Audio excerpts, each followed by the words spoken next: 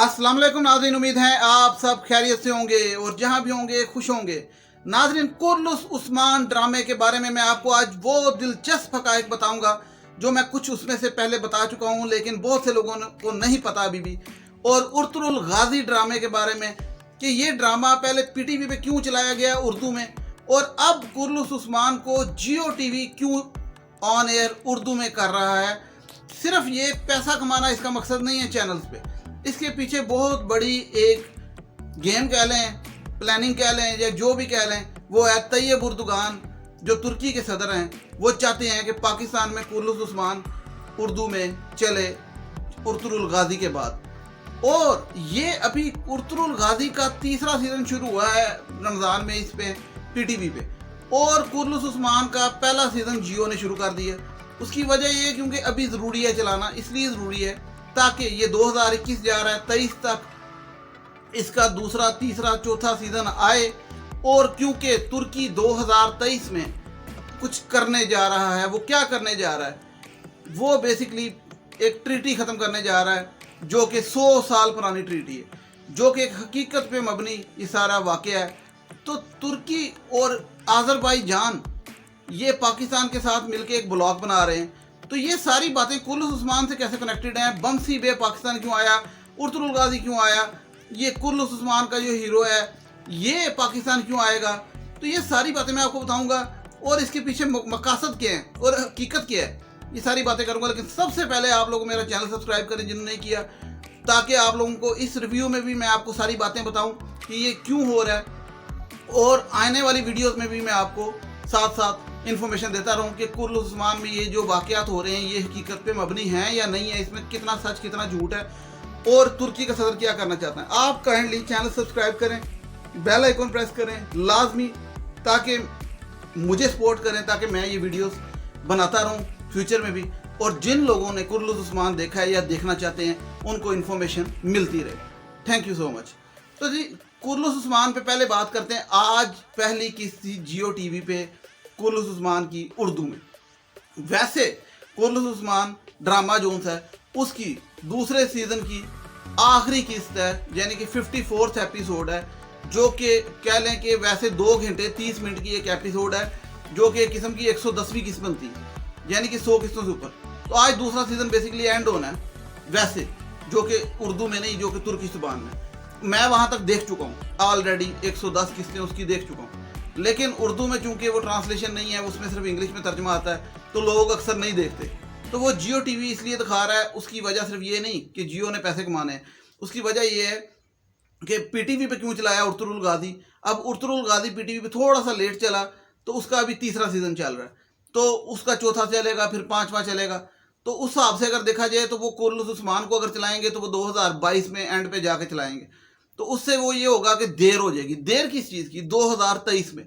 2023 में क्या होना है? देखिए, नॉलेज बड़ा ज़रूरी चीज़ होती है इंसान को, जनरल नॉलेज भी, और ये तो तारीख का नॉलेज है, हिस्ट्री का नॉलेज है। ऑटोमन अम्पायर के बारे में, ऑटोमन अम्पायर जो कि बेसिकली सल्तनत उस्मानिया जो उस्मान की खिलाफत में नीचे चली, वो बेसिकली 600 साल नहीं, बल्कि कुछ लोग 600 कहते हैं, लेकिन मैं समझता हूँ 800 साल, 1922 तक, सन 1200 से लेकर 1922 तक जो है वो 8 सदियां तकरीबन ऑटोमन अम्पायर ने दुनिया के 3 बड़े आज़मों पे हुकूमत की।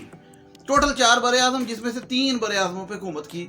मकसद ये कहने का कि इतना लंबा अरसा जो मुसलमानों ने हुकूमत की, उसका खात्मा कैसे हुआ। असल में जंग अजीम 2 में, वर्ल्ड वार 2 में, जब यूरोपियन कंट्रीज हावी आ गई और जोन सा इधर से तुर्क ऑटोमन अम्पायर भी आपस में लड़ाई ख़त्म नहीं थी हो रही, तो ऑटोमन अम्पायर के साथ जर्मनी, फ्रांस, जापान और ये 3-4 मुल्क और थे, 7 मुल्कों ने मिलके मुआहदा किया जिसे कहते हैं पीस ट्रीटी, जो कि स्विट्ज़रलैंड में, जिस पे 1923 के अंदर सिग्नेटरी हुई कि भाई ये अब मुआहदा हो गया 100 साल का, कि तुर्की जो कि ऑटोमन अम्पायर था बेसिकली, वो अपने कब्ज़े छोड़ेगा और सिर्फ अपने तुर्की मुल्क में, जो तुर्की का वो जो रकबा उस पर तय हुआ, उसमें रहेगा और वो खिलाफत ख़त्म करेगा।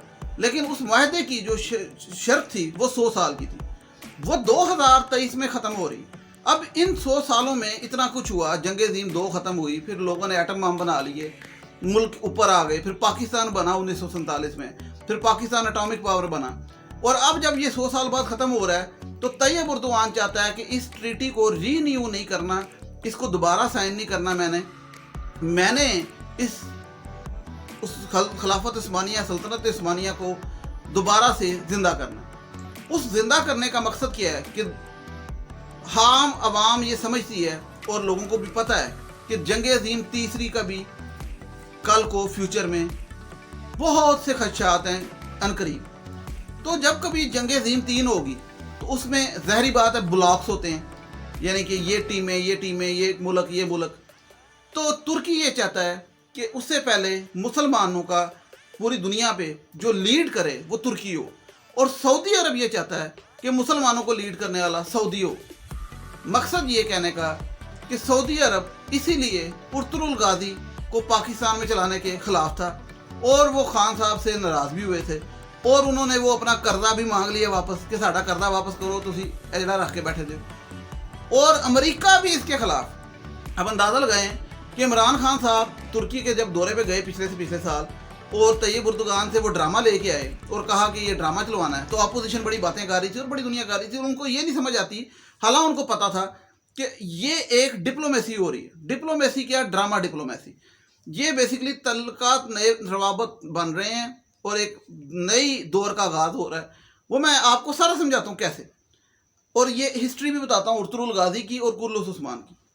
आप अगर मेरा रिव्यू देखेंगे आपको मैं वो नॉलेज की बातें जो फैक्ट्स पे मबनी है वो बताऊंगा, क्योंकि फैक्ट्स में बमसी बे जोन सा है वो कुर्लुस उस्मान अर्तुगरुल गाजी का बमसी बे हकीकत में नहीं पाया जाता, वो एक फिक्शनल किरदार है, लेकिन कुर्लुस उस्मान पाया जाता है। इस तरह तुर्गुत एक आर्मी चीफ उनका पाया जाता था, लेकिन नोयान नहीं पाया जाता था। नोयान का दौर और था, इनका दौर और था, लेकिन ड्रामे को थोड़ा सा ज़रा पता ड्रामाटाइज करने के लिए, फिक्शन करने के लिए वो थोड़ा सा डालना पड़ता है एक करैक्टर। नोयान जैसा एक करैक्टर लाजमी था इस ड्रामे में। बहरहाल तुर्की जोन सा है वो जाता है पाकिस्तान, आज़रबाईजान के साथ ट्राईलैटरल फॉरेन ऑफिस में मीटिंग भी हुई, जिसमें बमसी बे, आरतुके बे भी आए जो अर्तुगरुल गाजी के। अब ये बात मैं बार बार करता हूँ कि कभी ऐसा हुआ कि हमारा कोई एक्टर, ये छोटी बात नहीं, वो हमारे फॉरेन मिनिस्टर के साथ प्राइवेट जेट पे ऑफिशियल टूर पे दूसरे मुल्क जाए, जिस तरह हमारे मायूं सईद जन्नास की नहीं होता। उनके ये एक्टर अर्तुगरुल गाजी के फॉरेन ऑफिस के जहाज़ पे फॉरेन मिनिस्टर के साथ हमारे मुल्क आते हैं, हमारे फॉरेन ऑफिस जाते हैं, प्रेसिडेंट हाउस जाते हैं, वहाँ जाके तमगे भी लेते हैं, वहाँ जाके उनकी तकरीबात भी होती हैं। ये जो इतना कुछ हो रहा है, इसके पीछे क्या सिर्फ एक ड्रामा है? ये ड्रामा नहीं। और क्या सिर्फ ये तुर्की पाकिस्तान के तल्लुकात हैं? ना, ये सिर्फ तल्लुकात नहीं, ये एक ब्लॉक बनेगा। और तुर्की ने पाकिस्तान का लिए वीज़ा भी आसान कर दिया इसके बाद, यानी कि पाकिस्तानी लोग अब तो मरी बनाया हुआ है तुर्की इस्तांबुल को। इस दफ़ा आपको पता है ये कोरोना इवन चल रहा है, जिस तरह लोग पहले वो गाड़ियाँ भर भर के मरी जाती है ना, वो टैक्सियाँ वो और वो वैगनें, इस दफ़ा तुर्की इस्तांबुल पाकिस्तान के बेतहाशा, ये टिकटॉक पे जाए ज़रा, सारी दुनिया इस्तांबुल पहुंची हुई है, और वो जाके तो अर्तुगरुल गाजी के मज़ार के साथ वो कपड़े पहन के तस्वीरें खिंचवा रहे हैं और फिर रहे हैं, खा रहे हैं। वो बेसिकली वीज़ा पॉलिसी ईजी हो गई। इवन दुबई ने मुश्किल कर दी वीज़ा पॉलिसी पाकिस्तान की यूथ के लिए, लेकिन यहाँ से तुर्की जाना पहले जितना मुश्किल था अब उस तरह नहीं है, अब ईजीली है। हालांकि तुर्की आधा यूरोप में आता है, आपको ये पता होगा कि नहीं पता होगा, इस्तांबुल आधा यूरोप में आधा एशिया में। ये वाहिद वो मुल्क है जो आधा यूरोप में आता है और आधा एशिया में आता है, इसीलिए क्योंकि वो ऑटोमन अम्पायर की कब्जा था यूरोप पे भी एशिया पे भी, दोनों बड़े आजमों पे। तो वो जब तुर्की का वो जब नक्शा बना कि जो उन्होंने अपने पास मुल्क रखा, तो वो आधा यूरोप में और आधा एशिया में।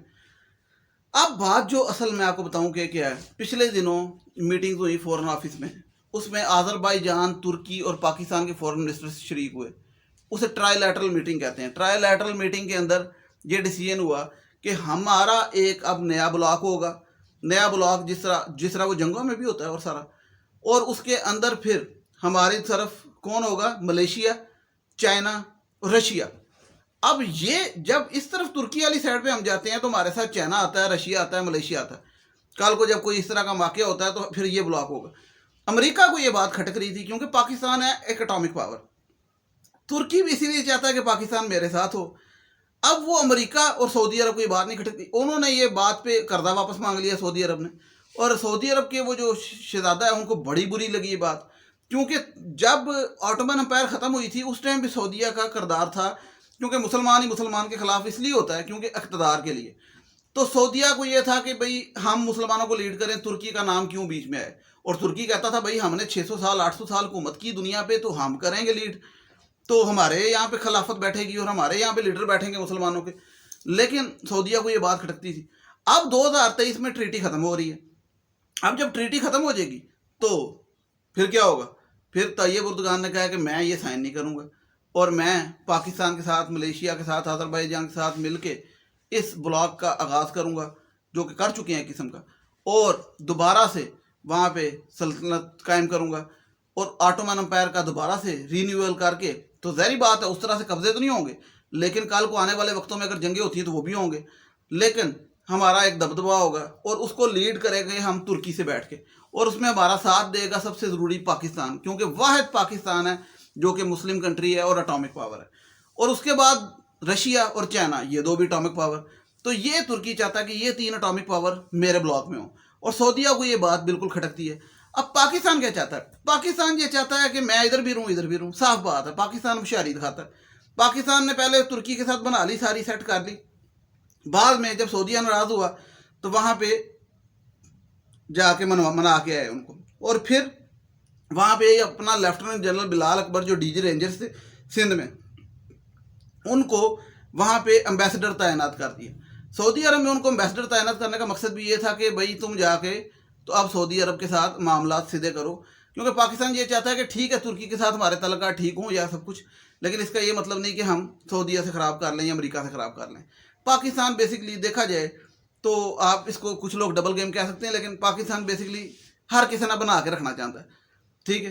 तो बात ताकि एंड टाइम पे सोचेंगे कि हुण किहदे नाल चलना है, मतलब जंग होएगी या जंग अजीम होएगी तो उस टाइम देखेंगे, लेकिन इस टाइम सबके साथ बना के रखना चाहता है। तो पाकिस्तान बेसिकली इस टाइम डबल डिप्लोमेसी कर रहा है, इधर भी कर रहा है इधर भी कर रहा है। और वो जो ड्रामा डिप्लोमेसी है, उस ड्रामा डिप्लोमेसी के अंदर तुर्क लाला के नाम से भी एक ड्रामा बनाया जाने लगा है, जिसपे इमरान खान साहब को वो उर्तुरुल की प्रोडक्शन टीम मिलने आई, जिसपे वो अब्दुर्रहमान गाजी जो उर्तुरुल वाले आए, और बमसी बे वगैरह आए, और आर्तुक बे आए, हुमायूं सईद अदनान सिद्दीकी के साथ मिलके, तो वो एक तुर्क लाला ड्रामा बनाना चाहते हैं। तुर्क लाला के बारे में मैंने पहले बताया था, थोड़ा सा दोबारा बता देता हूँ। तुर्क लाला ड्रामा बेसिकली वो भी एक हिस्ट्री का एक करेक्टर है, जो कि अब्दुर्रहमान पेशावरी नाम था उनका, पेशावर में रहते थे।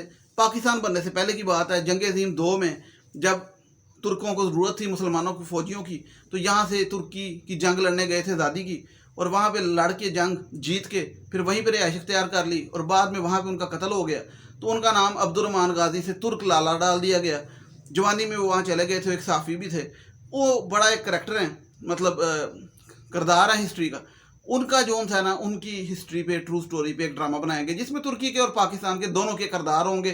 तो ड्रामा दिखाने का मकसद जो था ना, वो दोनों मुल्कों के आपस में तल्लुकात बहाल करना, दोनों के आपस में कंट्री के जो थे लोगों के आपस में तल्लुकात बहाल करना, ज़्यादा करना। यानी कि वो जिस तरह आप पिछले दिनों उनका वो शेफ़ जो है कुजान बुराक के नाम से बड़ा दुनिया में मशहूर, वो पाकिस्तान आके पिंडी की सड़कों पे घूम रहा था, और वो कुजान बुराक जो है वो इंडिया का भी बड़ा, हालांकि वो फेवरेट है और बड़ी दुनिया का सेलिब्रिटी एक किस्म का, दुबई में भी होटल है वो, लेकिन पाकिस्तान आया। फिर वो तुर्तुरुल की टीम आई, फिर कुर्लुस उस्मान की। अब ये कुर्लुस उस्मान का जो है हीरो है, ये भी आएगा पाकिस्तान, ये भी मैं आपको बताता चलूँ। और ये ऑफिशियल टूर पे आएंगे सारे। वो उर्तुरुल गाजी का जो लीड किरदार है इंजन अल्तन दुजियाथन, वो जो था गलती कर बैठा और अनऑफिशियली आ गया, वो एक बदारी चूनाबाज के हाथ लग गया, 2 नंबरी होगी उसके साथ। लेकिन ये सारे ऑफिशियल टूर पे आएंगे और बड़ी इज्जत से आएंगे, क्योंकि हुकूमतें चाहती हैं कि अवाम के आपस में रवाबत बढ़े और तुर्की और पाकिस्तान एक ब्लॉक बने, भाईचारा बने, और इनका आना जाना भी एक दूसरे मुल्कों में बड़ा आसान हो, ताकि जब भी कोई मामला होता है ना, बड़े सीन होते हैं, ब्लॉक्स बनते हैं, जंगें होती हैं, तो अवाम को साथ लेके चलना बड़ा ज़रूरी होता है। और अवाम को साथ लेके चलने के लिए तैयब उर्दगान ये करना चाहते हैं। आप ये अंदाज़ा लगाएं कि जब 2023 में ये ट्रीटी ख़त्म होगी, वो उनका कैसा सीक्वल है। उन्होंने 2018 में उर्तुरुल ख़त्म किया, 19 के बाद 20 में पहला सीज़न आया उसका, फिर 21 में आया, फिर 22 में, फिर 23 में, 19 में आया सॉरी। अब 23 में उनका 5वां सीज़न आएगा कुर्लुस उस्मान का वहाँ पे। तो वो ये चाहते हैं कि जैसे ही वो ट्रीटी का टाइम आए तो कुर्लुस उस्मान का वो 5वां सीज़न आए, एंडिंग हो, और वहाँ पे उस्मान सल्तनत उस्मानिया जो थी ये ड्रामे में दिखाई जा रही हो कैसे बनी, और लोग उस टाइम तक जोशो वलवले में हों ताकि हमारी अवाम साथ मिल के चले। इसीलिए सिर्फ पाकिस्तान की अवाम को भी वो अपनी नहीं, अब पाकिस्तान की अवाम को भी साथ लेके चलना चाहते हैं। आज़रबाईजान, वहाँ पे भी ये ड्रामा चल रहा है। तो आज़रबाईजान, तुर्की और पाकिस्तान का ये मामला है, और मलेशिया को भी, वहाँ पे भी ड्रामा चल रहा है। ये 4 मुल्कों का ये मामला है। और ये सिर्फ एक ड्रामा नहीं, ये बेसिकली एक जोन सी सल्तनत उस्मानिया की हकीकत है, उसको दोबारा ज़िंदा करना चाहते हैं मिल के। और इसको करने के लिए वो पाकिस्तान का साथ क्यों चाहते हैं? तो तैयब उर्दुगान इसलिए पाकिस्तान से बड़े अच्छे रवाबत रख रहे हैं, क्योंकि पाकिस्तान एक एटॉमिक पावर है। पहले ज़माने में घोड़ों पे लोग लड़ते थे सब कुछ, लेकिन आज के दौर में एटॉमिक पावर वाले की वैल्यू है। और पाकिस्तान वाहिद मुस्लिम पावर है जो एटॉमिक पावर है। सऊदीया भी इसलिए चाहता है कि ये हमारे साथ हो, तुर्की ये चाहता है हमारे साथ हो। सऊदी और तुर्की की आपस में नहीं बनती, ये आप लोगों को पता होगा, ये पता होना चाहिए। अब मैं थोड़ी सी आपको ज़रा मज़े की दिलचस्प हक़ाइक़ बताऊं कि हमारे कुछ लोग जो खिलाफ इस ड्रामे के थे, वो जाहिल कहूँगा, जिनको बिल्कुल आने की अकल नहीं, उनके नाम लेके उनकी मैं डिटेल्स बताता हूँ। पहला नंबर पे आता यासर हुसैन। अच्छा, यासर हुसैन जो है, जिसको पाकिस्तान में कोई नहीं पूछता, जिसकी ना कोई अदाकारी, ना कोई शक्ल है, ना मकल है, कहते हैं ना अकल ना शक्ल, कुछ भी ना हो। तो वो उसने ये बकवास की कि भाई उर्तुरुल की कास्ट कचरा है। इसको ये नहीं पता कि 70 से 80 मुल्कों में ये ट्रांसलेशन के साथ ड्रामा चला। दुनिया का नंबर 1 ड्रामा जा रहा है इस टाइम वाचिंग के लिहाज से, और गेम ऑफ थ्रोन्स को पीछे छोड़ के बैठा हुआ है। और मैं तो खैर सारे ड्रामे देखे हुए हैं, हॉलीवुड के भी सारे, इंडिया के भी सारे, मतलब ये जो वेब सीरीज़ होती हैं फिर नेटफ्लिक्स पे, मैं तो सारे देखता हूँ। तो वो आप यकीन करें, मैंने बड़े बड़े ड्रामे देखे हैं हॉलीवुड के, लेकिन मैंने आज तक ज़िंदगी में इस तरह का ड्रामा नहीं देखा जिस क्लास प्रोडक्शन का ये ड्रामा है। और उसने यासर हुसैन कहता है कि यार ये जो था ना कचरा ड्रामा है, कचरा कास्ट, और एक दफ़ा नहीं बार बार कहता है। तो बात ये है कि क्यों सड़ता है? कहता है जी कि इसको, ये कहता है ये हमारे मुल्क में आएंगे इनको काम मिलेगा।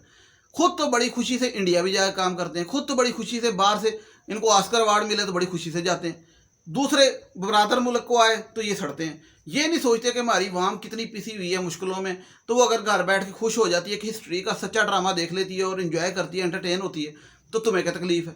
दूसरी बात एक बड़ी ज़रूरी, वो शर्मीन उबैद चन्नाए, जो कि ऐसी 2 नंबर औरत, मतलब उसके बारे में जितनी 2 नंबरी कहा जाए, कि उस औरत ने लोगों के तेजाब वाले चेहरे दिखा के तो उनको वादा किया कि तुम लोगों को मैं अपनी डॉक्यूमेंट्री में लूँगी, बाद में पैसे दूंगी, और बाद में उस पर ऑस्कर अवार्ड जीता। बड़ी खुशी खुशी जाके अमेरिका वालों को चाहिए इससे ऑस्कर वापस लें, क्योंकि ये कहती है कि एक मुल्क का काम नहीं है दूसरे मुल्क को अवार्ड दे। ये तो अब ये कहती है, खुद ऑस्कर लिया। और ऐसी बगैरत औरत कि उस जो वो सेविंग फेज उसने डॉक्यूमेंट्री बनाई, उसकी वो जो थी वो तेजाब वाली लड़की थी, उसको पैसे भी नहीं दिए, और ख़ुद करोड़ों रुपया कमा गई और ऑस्कर भी ले गई। तो ये 2 नंबर किस्म की औरत जो थी कहती है कि हलीमा सुल्तान को आप ब्रांड एम्बेसडर क्यों बना रहे हैं, ये खाड़ी शाड़ी सूटों के नहीं आजकल बन रहे। तो उस बंदा उस बेशरम थैले से पूछे, वो थैला बेबी तो फैमिलीज बनती है, ठीक है, तो तुम लोग खुद जो थे हो एलीट क्लास हो, वो एलीट क्लास है ये शर्मीन बेचना है। तुम लोग खुद जो सा साल में 10 महीने जो सा मुख्तलिफ मुल्कों में घूमते फिरते रहते हो, मुख्तलिफ स्टेक खाते हो, मुख्तलिफ खाने खाते हो। यहाँ की गरीब अवाम एक बैठ के घर में बिजली गई है और रात को बैठ के ड्रामा इन मोबाइल पे देख लेती है, तुम्हें वो भी तकलीफ है, ठीक है। ऐसी बेशर्म बेगैरत औरत है। और वो कहती है जिसको क्यों ब्रांड एम्बेसडर बनाया, क्यों कुर्लुस उस्मान चला रहे हैं, क्यों उर्तुरुल गाजी चला रहे हैं, और इतनी पढ़ी लिखी जाहिल है कि उसको ये नहीं पता जो मुझे पता है कि ये एक डिप्लोमेसी चल रही है फॉरेन ऑफिस पाकिस्तान और फॉरेन ऑफिस तुर्की के दरमियान, 2 मुल्कों के सदर और वजीर आज़म के दरमियान। ये एक बड़ी गेम है, ये एक ब्लॉक बन रहा है। और वो जो था ना एक सच्चा वाक़या है, एक 600 साल मुसलमानों की तारीख है, उस पर बताया जा रहा है। लेकिन नहीं, उसको ये नहीं है कि भाई तारीख है या क्या, उसको अपनी पड़ी है कि ये बस खबरों में आ जाऊँ मैं, और मैं जो थी ना थैला सा है। और वो तो ऐसी 2 नंबर औरत है, उसने तो एक दफ़ा शुगर लगा दिया कि मेरी जो थी बहन है वो डॉक्टर के पास गई तो डॉक्टर ने उसे फेसबुक रिक्वेस्ट भेज दी, तो उसने हरास किया। मतलब फेसबुक फ्रेंड पे भेजने पे भी अगर हरासमेंट होती है तो इस तरह तो मुझे भी बड़ी दफ़ा हरासमेंट हुई है। तो ये ऐसी जाहिल औरत है, और ख़ुद जो थी है वो आधा अंडा और एवोकाडो ऊपर रख के खाती है सुबह नाश्ते में, ठीक है। वेस्टर्न कपड़े पहनती है, वेस्टर्न कपड़े, वेस्टर्न नाश्ता, वेस्टर्न सारा कुछ, वेस्टर्न बाथरूम, वेस्टर्न सब कुछ। लेकिन एक तुर्की का ड्रामा आ जाए मुसलमान कंट्री का तो कहती है कि जी हमारे मुल्क में क्या ड्रामे ख़त्म हो गए, तो हमारे मुल्क में एवोकाडो ख़त्म हो गए, हमारे मुल्क में फ्राई अंडे आधे ख़त्म हो गए, हमारे मुल्क के वो जो थे कपड़े हैं शलवार कमीज ख़त्म हो गई जो आधे आधे लिबास पहनती है, हमारे मुल्क का ऑस्कर नहीं है। ऑस्कर तो अमेरिका का है ना, तो क्यों ऑस्कर लिया, वापस कर ऑस्कर। तो ये जो उनसे जाहिल लोग हैं, ये आप लोगों को इसलिए बता रहा हूँ, ये अगर कभी बोलें यासर हुसैन या चिनायत जैसे और भी, तो आप लोगों का काम है इनको चुप कराना कि बीबी बह जा चुप करके, ये मुल्कों का मामला है और ये जो कुर्लुस उस्मान चल रहा है ये एक हमारी इस्लामिक हिस्ट्री है। आप यकीन करें ये ड्रामा देखें और आप बच्चों को दिखाएं, अगर किसी ने नहीं देखा और जिसने देखा वो मानता है इस बात को, तो इतनी एक ज़बरदस्त कल्चरल हिस्टोरिकल इस्लामिक वैल्यूज़ का पता लगता है और बच्चों की तरबियत होती है। मतलब इतने हमारे मुंह में ड्रामे चल रहे होते हैं, वो यासर हुसैन के देख लें झूठी, हाँ वो झूठी को ड्रामा देखने वाला बच्चे देख सकते हैं की मतलब झूठी की सबक लेना, फिर नंद ड्रामा, ए ड्रामे साढ़े ते वो ड्रामा जरा कुर्लुस उस्मान उर्तुल गाजी वहाँ पे ऐसे, मतलब आप देखें खाना कैसे खाना है वो दिखाते हैं। खाना खाने से पहले एक बड़ा बैठता है, सबसे पहले बड़ा रोटी तोड़ता है, फिर बड़ा रोटी तोड़ के सबको शेयरिंग करता है, यानी कि शेयरिंग की आदत दिखाते हैं। फिर ये दिखाते हैं बड़ा पहले खाता है, फिर ये दिखाते हैं बड़ा आगे बैठता है, बाकी आगे सामने बैठते हैं, फिर ये दिखाते हैं सलाम करता है, हर कोई छोटा बड़े को करता है, फिर जो अंदर आता है वो सलाम करता है। छोटी से लेके एक एक बात उसमें इस्लामिक वैल्यूज़ की दिखाई गई है, जिससे कि बच्चे देखें तो उनका जो है ना, मैं समझता हूँ ईमान ताज़ा होता है, वो मेरा होता है। तो ऐसा जो ड्रामा है उसके बारे में आप बजाय तनकीद करें तो इन लोगों को चुप कराना चाहिए कि भाई ये आप लोग जो बात कर रहे हो ना चुप करके बैठ जाओ। अब ये जियो टीवी पे उर्दू में इसलिए दिखाया जा रहा है क्योंकि 2021 चल पड़ा है और 2 साल के अंदर इसके कम से कम 4 सीज़न दिखाए जाएंगे। 21 में अब ये शुरू किया, अगली दफ़ा 22 में करेंगे, फिर 23 में तीसरा सीज़न आएगा, तो मुझे लगता है 4 ही कर देंगे शायद, क्योंकि ये इन्होंने 5 सीज़न दिखाने हैं 23-24 तक, ताकि जो है उस टाइम जब ब्लॉक बन रहा हो तो दोनों तीनों मुल्कों की, आज़रबाईजान, पाकिस्तान, तुर्की की अवाम जो सी है वो हुकूमतों के साथ हो, ताकि वो कई अवाम ये ना कहे कि हमने सऊदीया के साथ जाना है या अमेरिका के साथ जाना है, या मतलब वो ब्लॉक में, क्योंकि उस टाइम ज़ाहिर बात है जब तुर्की ये बनाएगा ब्लॉक तैयब उर्दगान अपनी क़यादत में, तो बहुत से मुल्क इसकी मुखालफत करेंगे, तो उस मुखालफत से भी बचना है। तो बहरहाल ये ड्रामा जिसने नहीं देखा वो इस पर कोई तबसरा नहीं कर सकता, क्योंकि मैं कहता हूँ मैं 100 में से इसको 100 नंबर देता हूँ, 100 में से 100, और जिसने देखा है वो समझता है कि ये वाकई 100/100। तो काइंडली जिन लोगों को चाहिए कि ये मेरे रिव्यू देखते रहें और मुझसे इन्फॉर्मेशन लेते रहें, वो चैनल सब्सक्राइब करें, बेल आइकन दबाएं, ताकि मैं आप लोगों को हर एपिसोड पे इसका रिव्यू भी करूं कि ये जो ड्रामे में हकीकत में हो रहा है या रियलिटी में ऐसे हुआ था कि नहीं। अब जिस तरह, ताकि आप लोगों को पता लगता रहे, अब जिस तरह सावजी बे इसमें ड्रामे में इस टाइम जो है वो जिंदा है, लेकिन उसकी भी शहादत हो जाएगी, उसके पहले उसकी बेटे की बायोचा की शहादत हुई ड्रामे में। हकीकत में भी बायोचा की शहादत सावजी से पहले हुई और सावजी की उसके बाद। सल्तनत उस्मानिया की बुनियाद रखने से पहले कुर्लुस उस्मान में उस्मान जो बुनियाद रखेगा सल्तनत उस्मानिया की, वो अपने वालद की डेथ के 12 साल बाद रखता है। 12 साल वो जदोजहद करता खुद उस्मान, और 12 साल में बायोचा उसके भतीजे की शहादत होती है, उसके बाद सावजी उसके बड़े भाई की शहादत होती है, इन दो की शहादत होती है, और एक बंदे की गर्दन वो खुद उतारता है, वो है जिसकी अब शायद इस किस्त में उतर जाए अगली किस्त में, दुंदार। दुंदार कौन है? उर्तुल गाजी का छोटा भाई। उर्तुल गाजी का छोटे भाई दुंदार ने गद्दारी की थी हकीकत में भी, वो चाहता था कि मुझे मिले सल्तनत, मतलब मैं बैठूं बे बनूं, और कुर्लुस उस्मान क्योंकि सबसे छोटा था भाइयों में भी और चाचा भी नहीं था, तो वो बे बन गया, तो उसने गद्दारी की, उसने काफरों के साथ और ईसाइयों के साथ मिल के तो जो उनसे साजिश चली, तो उस वजह से उस्मान उसकी गर्दन खुद अपने चाचे की उतारेगा। तो ये गद्दारियाँ शुरू से होती हैं, लेकिन उस्मान का एक असूल था कि गद्दार की कोई माफ़ी नहीं। तो उस वजह से उन्होंने 800 साल जो हुकूमत की, आज तक ना ईसाइयों ने की, ना किसी और किसी मज़हब ने नहीं की। दुनिया की तारीख में जितना दुनिया में अभी तक तारीख गुजरी है, किसी ने 800 साल किसी ख़ानदान ने हुकूमत नहीं की। 3 बड़े आज़मों पर किसी ख़ानदान ने 800 साल हुकूमत पूरी दुनिया पे नहीं की। ऑटोमन एम्पायर ने की। अब ऑटोमन एम्पायर कईयों ने सुना होगा, कईयों ने सल्तनत उस्मानिया सुना होगा, लेकिन हकीकत बहुत लोगों को नहीं पता होता। और ये नहीं पता होता कि 100 साल का जो माहदा हुआ था वो 2023 में आने वाले 2 सालों में ख़त्म हो रहा है, और तैयब उर्दगान चाहता है इसको रिन्यू करना। तो काइंडली मुझे सपोर्ट करें ताकि मैं आप लोगों को इन्फॉर्मेशन देता रहूँ। सब्सक्राइब करें, बेल आइकन दबाएं, इस वीडियो को शेयर करें अपने आगे भी। तो नेक्स्ट वीडियो में मैं आप लोगों के साथ हाजिर होऊंगा और इस ड्रामे की उर्दू की जो ट्रांसलेशन आ रही है जियो टीवी पे, उस पर रिव्यू करूँगा। नेक्स्ट वीडियो तक, टिल देन टेक केयर, अल्लाह हाफिज़।